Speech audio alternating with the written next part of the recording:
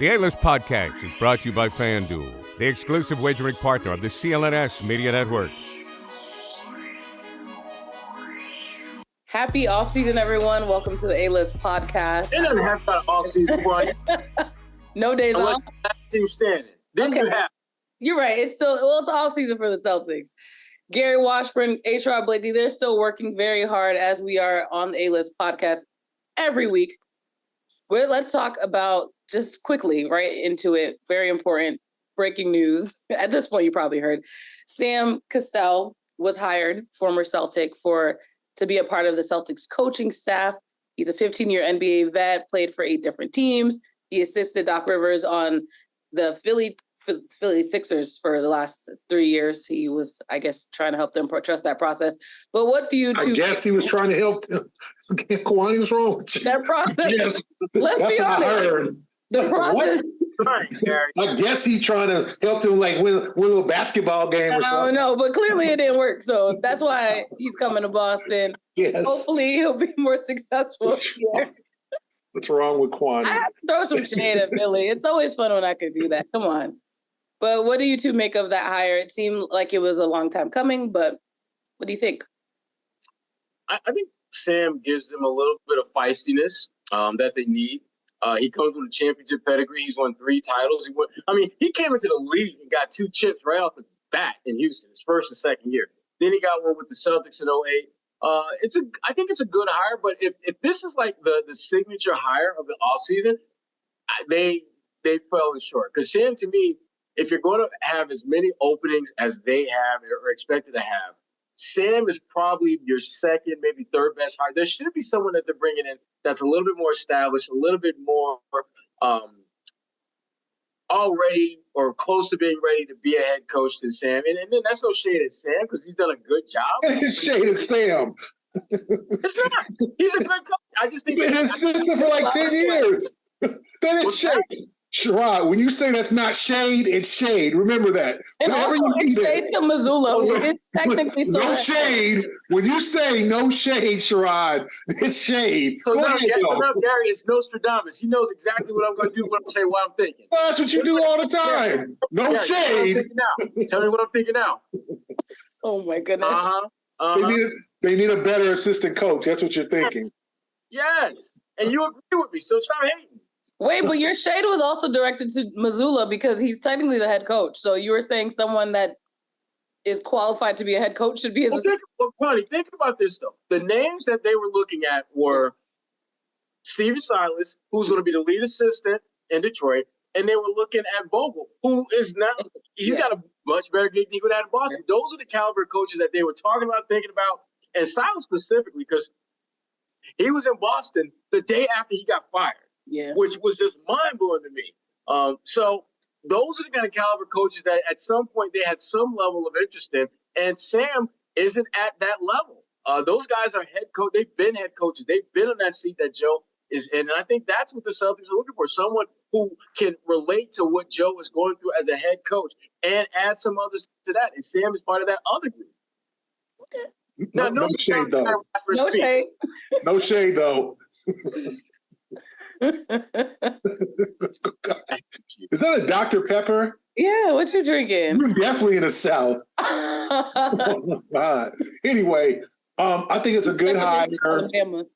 I think he is going to instantly command the respect of the players. I think that was lacking on this year's staff. I still don't understand the Brad Stevens. Well, we tried to fill the role during the season and we couldn't. I still don't understand, quite honestly, why they didn't add an assistant coach during the season when it was desperately needed. And Sherrod, no shade against the staff, but they just weren't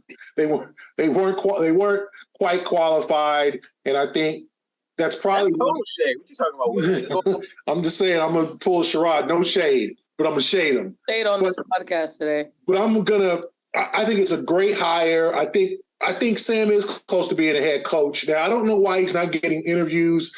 I don't know why there's some former NBA player like J.J. Redick got an interview in Toronto. I don't know why Cassell's not getting, and maybe he needs to get out of the shadow of Doc And I think that's probably really important too for him to show that what he can do on his own team, being, helping Joe Mazzulla. And obviously, if it works, then Cassell could be one of the reasons why it's working. I think it's a good move for him, and it's a next step for him. I think it's I said, 3 championships, been around, still very young at heart in terms of how he relates to the players. So I think they'll respect him. So I think it was a great first step for the Celtics. They need some good news. This is a franchise that's reeling right now in terms of just getting knocked out the playoffs, losing to the Heat, losing Game 7 at home by 19 points, all of what the stuff that's gone wrong. So they need to make a good move quickly. As I said, and I think that, I wasn't really encouraged by the Brad Stevens press conference. I didn't think he give anyone any peace of mind, but I do think this is a good first step to rebuilding the staff, because 4 or 5 of them dudes is out. Like, even the dudes that, the guy, Garrett Jackson, the dude who could be like Jason Tatum's stunt double, he gone too.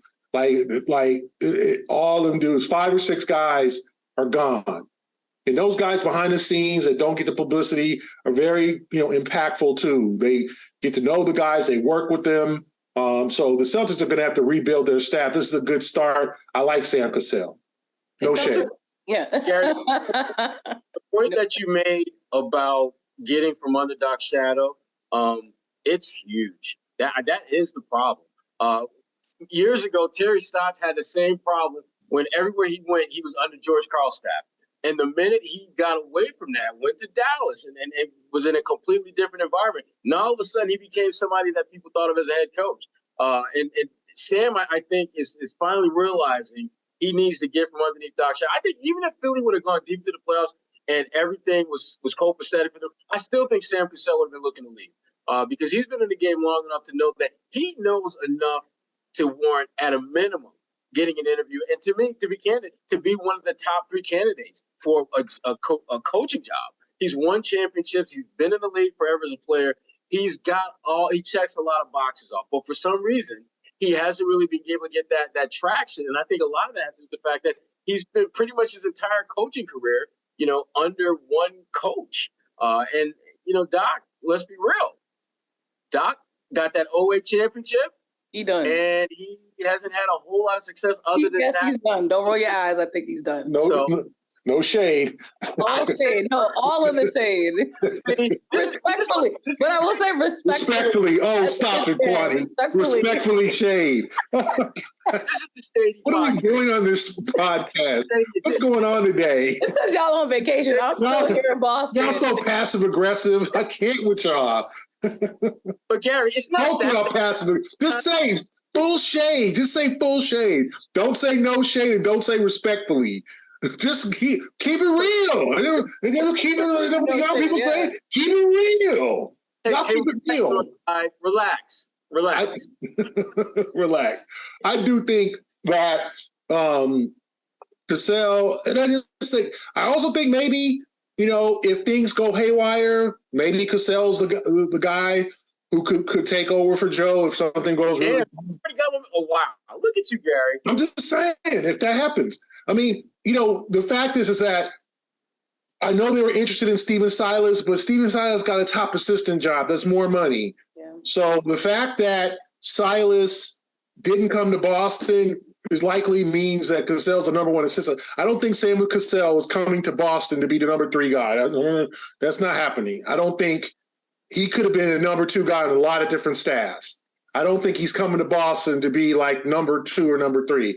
I think he's a number 1 guy. Now, you can add, which I think they should do, as you referred to, Sherrod, an older veteran ex-coach to be that number 2 guy, a guy who doesn't have to exert as much energy, can just kind of be more of an advisor, kind of a guy who doesn't want to be doesn't want to not say work as much, but doesn't want to be that energetic, but kind of just the, voice of reason.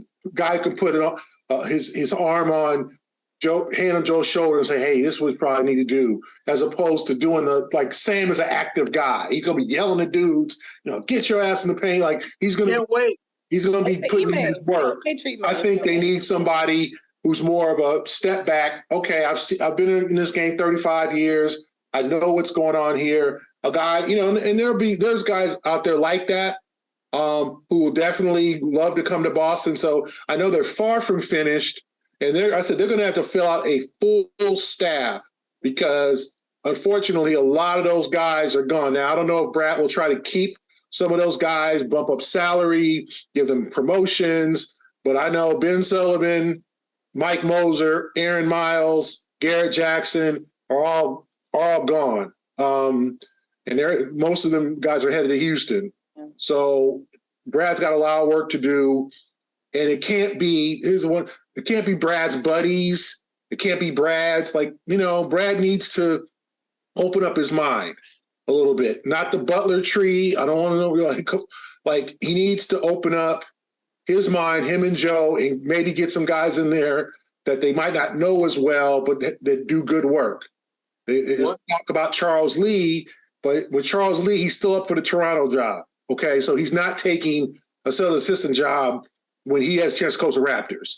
So that's the only available job. So let's see what lays out. But they need to make moves.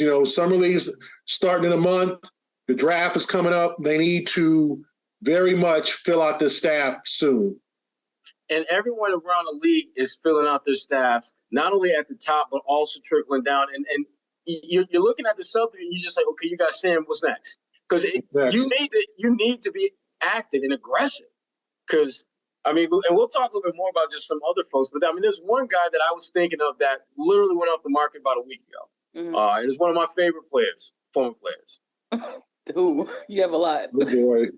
He played with the Pistons. I know that. Yeah, he got to be a Piston. And he got a championship. No, he played in Detroit. So who's this mystery dude, Sherrod? Corliss Williamson. So where's he going? I believe he's going back to SAC. I think Sacramento hired him as an assistant. Oh, okay. And the thing about him, the reason why I thought he would be a good fit is because the thing that Corliss did exceptionally well, no matter where he was at, was footwork. And when I think about Rob Williams, could you imagine if Rob Williams had better footwork and had a better touch around the basket? If he actually learned how to shoot without jumping, and then you throw in the fact that he can jump out the gym, he could be a potential all-star. I thought Corliss should be a really good mentor to him, to teaching him how to use your footwork to get layups.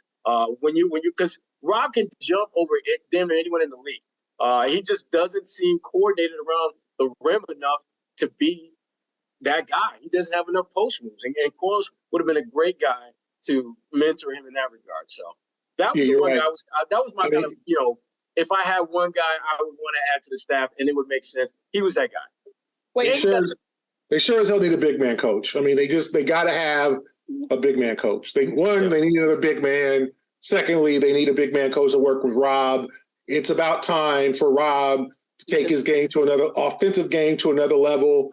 He's so limited offensively. And I think we've seen guys like Adebayo and what a versatile big can bring to your art.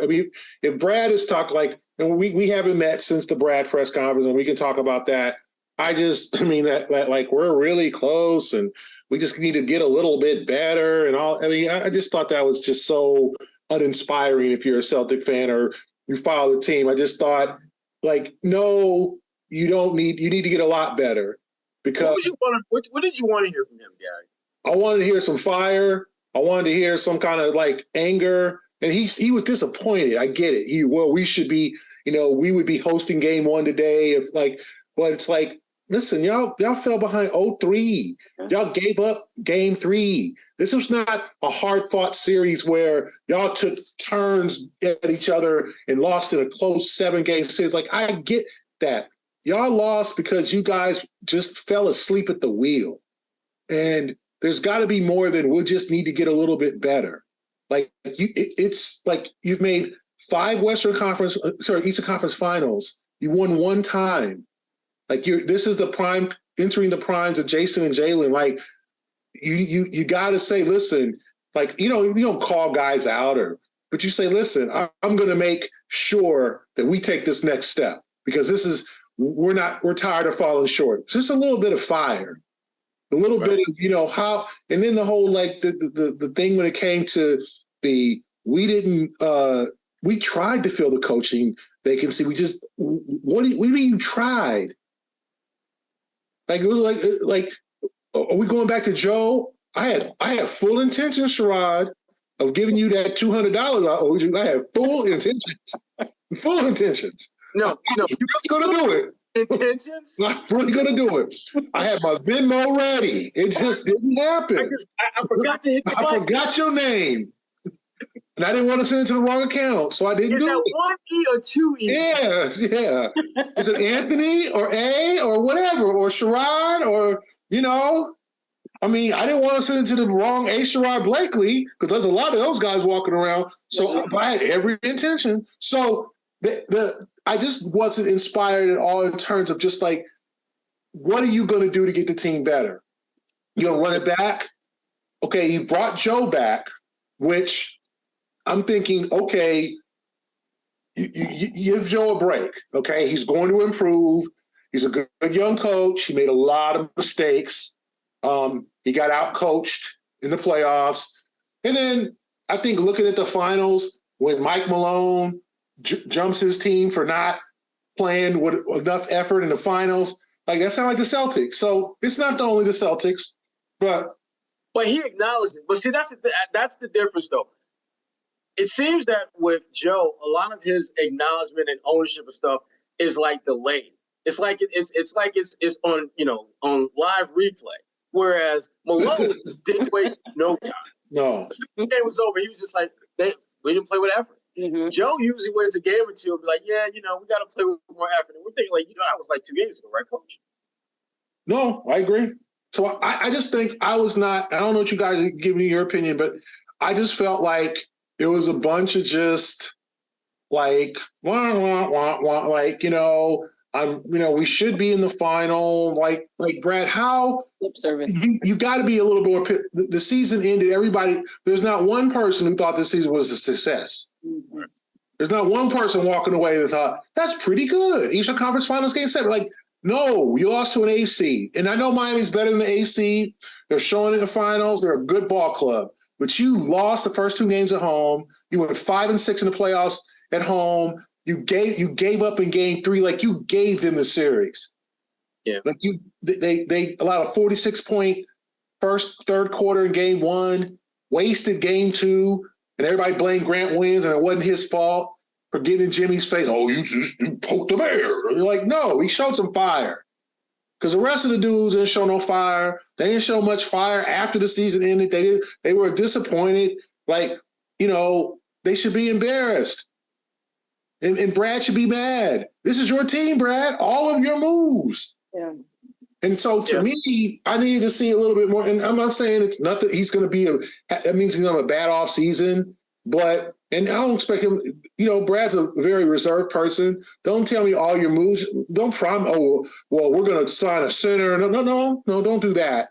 But just be reassuring that you're going to improve this roster. It's not a little bit better. You know how many teams are saying that? Milwaukee, Philadelphia, Memphis, 20 teams out there saying they need to be a little bit better. Like, you need to get to the next step. And that's the hardest step. I get it. But, because now, and I know the regular season doesn't even matter with this team. Mm-hmm. No one's going to care if they win 60-something games. What you going to do in the playoffs? Yeah. It's Janet Jackson, Kwani, before you're coming. What have you done for me lately? Don't do that. I know you never heard of that. I know you never heard the Control album, but no, I'm messing with you. I know that. I know for sure. All right, guys. I understand that the Celtics aren't playing, but the NBA Finals are here. Make a fast break to FanDuel during the NBA playoffs, because right now, new customers can get a no-sweat first bet up to $1,000. That's $1,000 back in bonus bets if your first bet doesn't win. We talk about this app every week because it's so reliable. You get great promotions on a regular basis. It's a safe and secure app, which is very important when you're talking about money and winning money specifically. The best part, you get paid instantly. There's no better place to place bets all of the playoff action than America's #1 sportsbook. You can visit FanDuel.com/Boston and get a no sweat first bet up to $1,000. That's FanDuel.com/Boston. FanDuel, the official sports betting partner of the NBA. We started to get into this conversation, but let's go in a little more depth. You two mentioned that this first move with Cassell is a good one, but there's obviously a lot more to be done in the offseason. Gary, you expressed your disappointment with Brad Stevens. So what was what Gary said. What do you want to see in this offseason? What kind of moves are you looking for, specifically the coaching staff? And you did mention a big man. I thought you were going to go. Well, okay. I mean, I mentioned earlier that Corliss Williamson was someone that I would have liked to have seen here. Beyond that, I mean, the lead guy in Milwaukee, but in order to get him, you got to make him your lead assistant. But I think that his situation is very similar to the one I laid out for you earlier with Terry Stotts, and that is he's been in a certain kind of grouping of coaches, and he needs to expand his network, so to speak, in order to be seen, I think, as a more viable head coaching candidate. And so that's one of those things where, again, Boston may be an opportunity for him to do just that. But they need to have someone who's going to make an impact. And even if someone who has a certain credibility the minute they walk into the room as a good coach, not necessarily a good head coach or good assistant coach, just someone who's a good coach that your players are going to respect from the jump. They're getting that with Sam Cassell, but you want to keep that momentum going. And to me, it's not so much the name as more about the style that their newest or whoever they bring in as assistant. They need guys who are about kicking some ass. They need guys who are going to bring the heat, that are going to make these guys feel uncomfortable about being comfortable. Because I think this team, they're so talented, more nights than not, their talent alone is going to win them games. And they know this. And that's a problem. Because at some point, when you get to the playoffs, it ain't about talent. It's about toughness. And Miami has shown that. Denver has shown it. That's why Boston is watching those two teams play, and they're not playing. So having someone on that staff who can kind of bring that out, because one of Gary's favorite coaches, Mike Woodson, that's kind of how Woody was when he was in Detroit.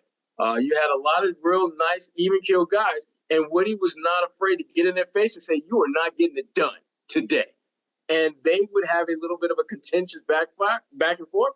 But the end result was that player played with more passion. They played with more focus. They had a little bit more edge. And next thing you know, 2004 rolling around and they holding up a championship. They need coaches who understand the need to maybe push those buttons a little bit and get guys to play with a little bit more fire, to play with an edge. I love listening to Gabe Vincent of the Miami Heat talk about his team and his play. He has been very consistent saying, we don't give a damn what anyone says. We just trying to get wins. We don't care how we do it. We don't care who cares about us. We care about each other, and that's all that matters. And we're going to play hard, and we're going to fight you to the bitter end, period, regardless of who's out there. And that's the edge that if you're really talented and you're serious about winning a championship, you're going to find that edge. And I think the Celtics, they need to have coaches who can cultivate that. Because I think all of these guys have a certain amount of dog in them that we just haven't seen yet. And Marcus Smart, he's the one consistent that has that edge. But I think those others do too. They need a coaching staff that can bring that out of them. And that, to me, that's when, as a coach, that's when you earn your damn money. When you develop dogs. That's how you do it. Gary's favorite coach, Mike Woodson, that's how he did it. I totally agree with Sherrod in terms of getting. Yeah, I know. No shade, respectfully. I totally agree with Sherrod in terms of just finding someone who, a group of coaches. And, they could also pluck a coach from another staff. Obviously, if it's a promotion, do you bring in another ex-player? Do you bring in a veteran head coach like Sam Mitchell or somebody? I think there are plenty of guys who are looking for an opportunity to coach, who don't want to take Joe's job, who just want to be part of a staff and be back in the league.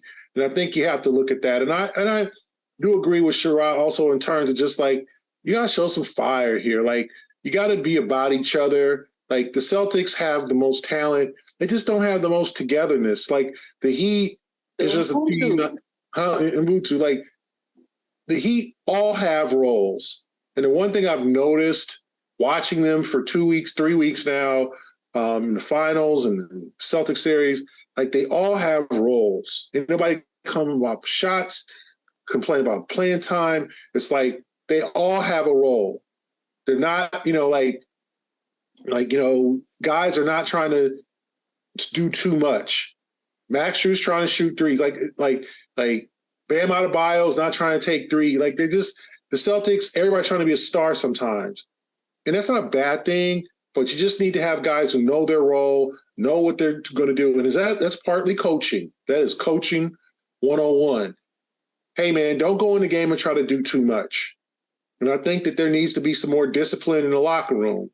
Like, Marcus, we don't need you taking 10 threes in the game. We just don't. That's not a conducive number for us. There's got to be more ball movement, more player movement, and there's got to be it's just got to be an all-around culture change. Because I just don't think when you're not the hardest playing team every night, that's an indictment on the coach and on the players. But why are the Celtics not the hardest playing team every night? And it's been like that for years. So it's not only Mazzulla. I'm not putting it all on Joe. Like, you need coaches in there that are going to air dudes out and, like, play harder. Y'all got to play harder. I know it's a back-to-back in Cleveland. We was in Minnesota. I get all that. But you got to play hard.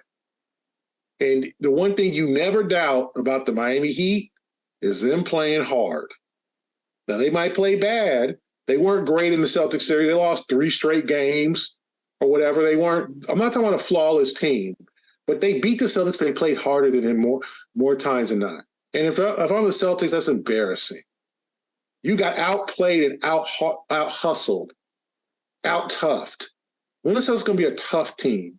When are they going to get in somebody's face every now and then? And when Grant did it, didn't nobody have his back? That says a lot.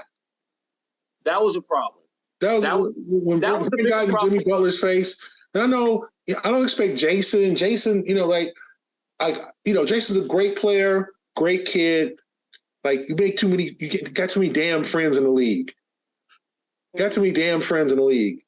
You went to Draymond's wedding. Okay, great. You know what Draymond's doing now? Ripping the Celtics on his podcast.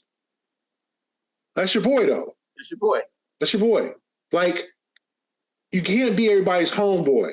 I know you play AAU, him and Adebayo play. Like, I get it. I'm not saying don't be friends off the floor, but you got to get, like, on the floor, you got to get in some faces sometimes. Jalen, get in somebody's face. Now, he got into a little scrape with James Harden, but, like, they got to get tougher. They got to get tougher. And that's coaching staff, too. You got to get some – that's the one thing Cassell do. Cassell tough. And they need to adopt that kind of toughness, that resiliency, because it's not talent. We all know it. It's not talent. Do they need more talent? Yes. Do they need a more productive big man? Yes. Do they need to stop relying so much on the three-point shot? Yes. Do Jason and Jalen need to be better? Yes. But, man, it is toughness. They're not soft. I'm not saying they're soft, but they got to get tougher. Miami was a tougher team during that series. The Celtics were frazzled. Dudes didn't know their roles. Everybody trying to be a hero, lifesaver, instead of just doing their role. So, to me, a coaching staff has got to reflect that toughness.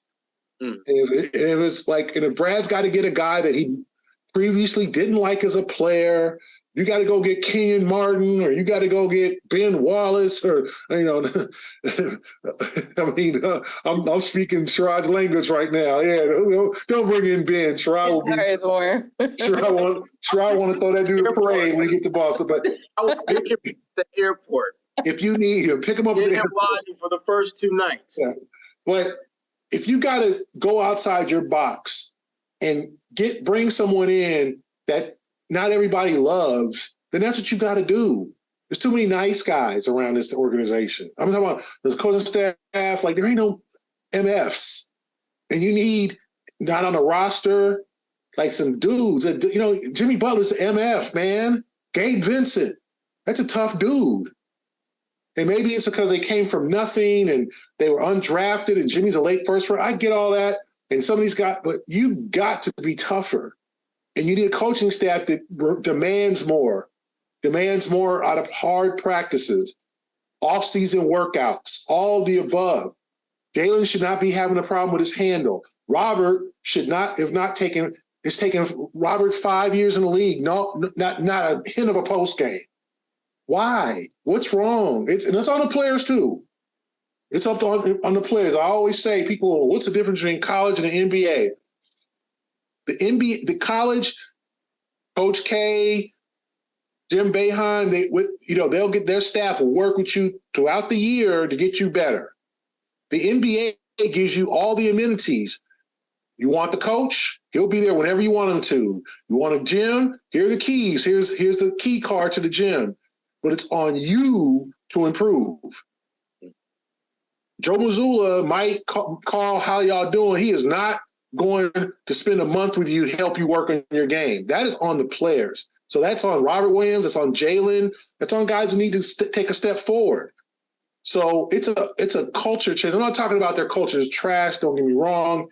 It's a good culture. It's a lot of great people in the Celtics. No shade. No shade on the culture.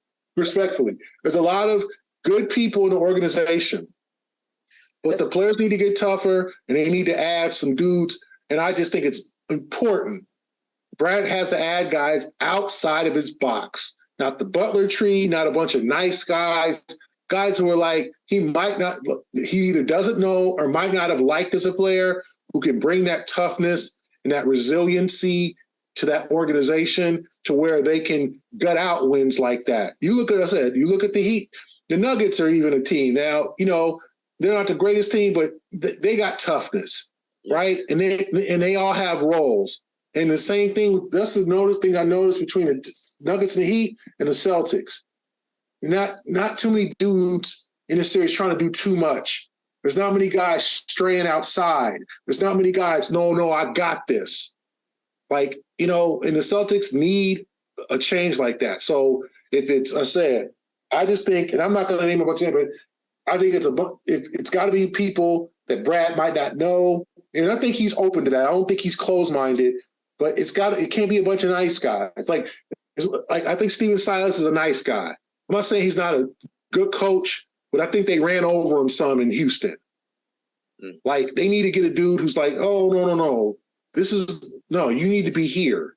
And what'd you do? Well, I was in the league for 12 years.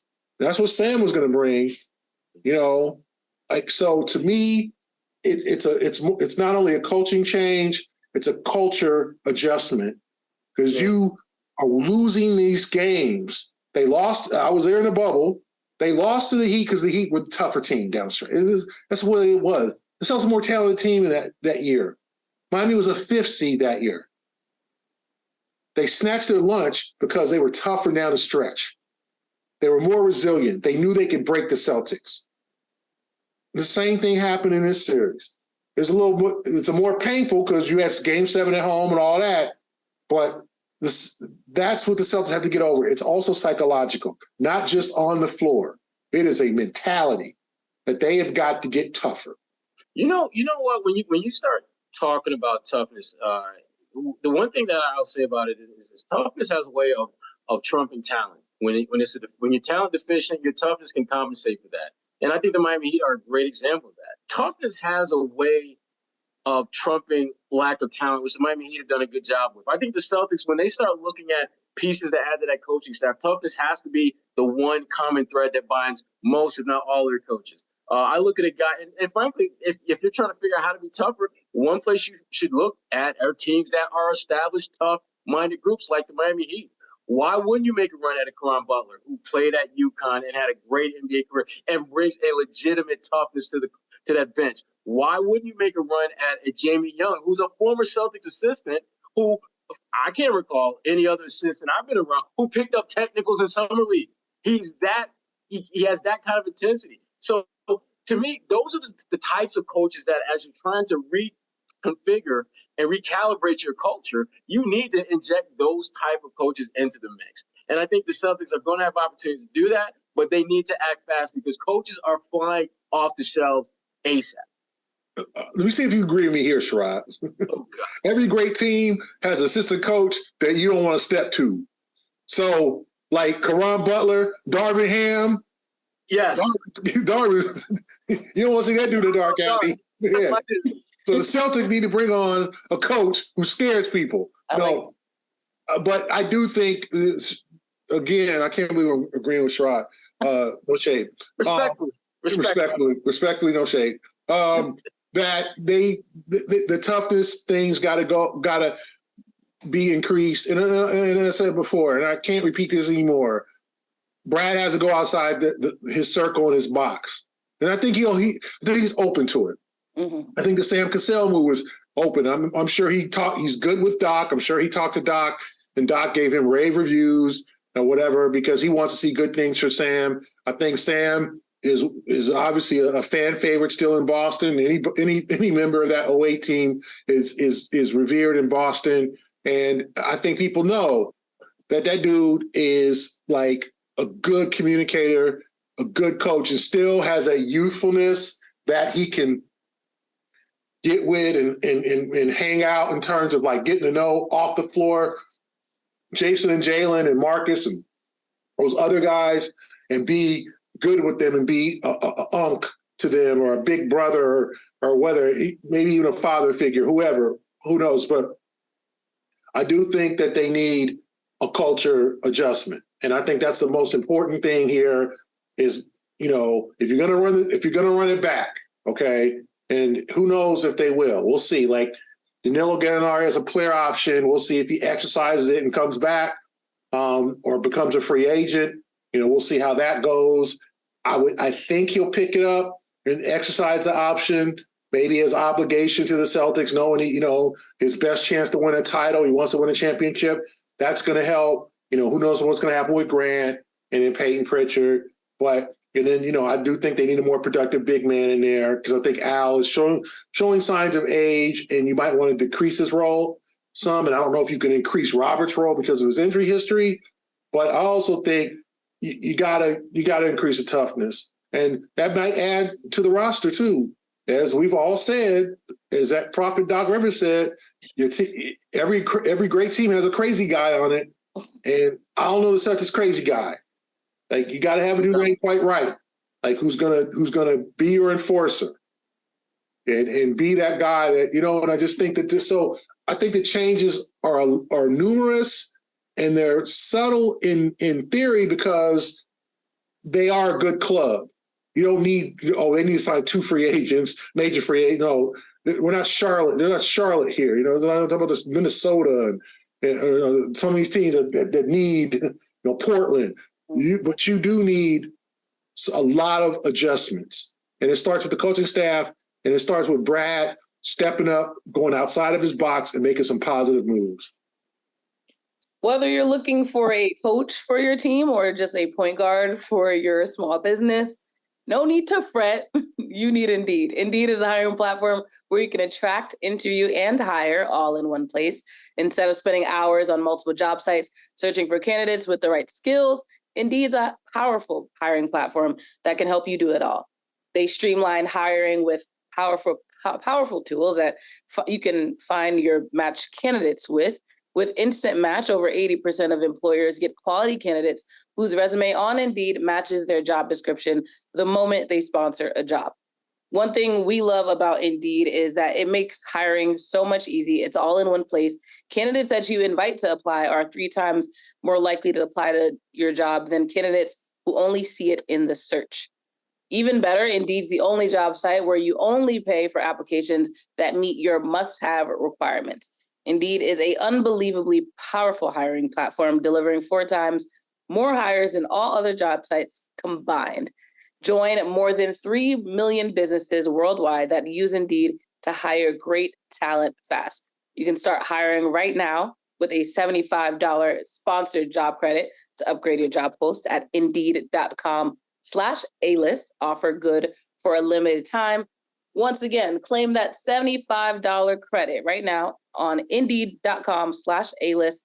Once again, Indeed.com/A-list, and support the show by saying you heard about it on this podcast. Indeed.com/A-list. Terms and conditions apply. Need to hire? You need Indeed. All right. So the Celtics, they got kicked out of the big dance, but it still goes on. The Heat and the Nuggets, they tied up the series. I still think Nuggets in 5, but we'll see. Who do you two think is in control of this series? And do the first 2 games change your outlook on what we could have got, Gary? I think Denver, just like the Celtics, I think Denver's the better team, but they got to be more consistent. And if you look at both of the games, they've been smacked around the fourth quarter. Now, they were able to hang on in game 1. They had built enough lead. I think they were up by 18, 19 points. No, it was more than that.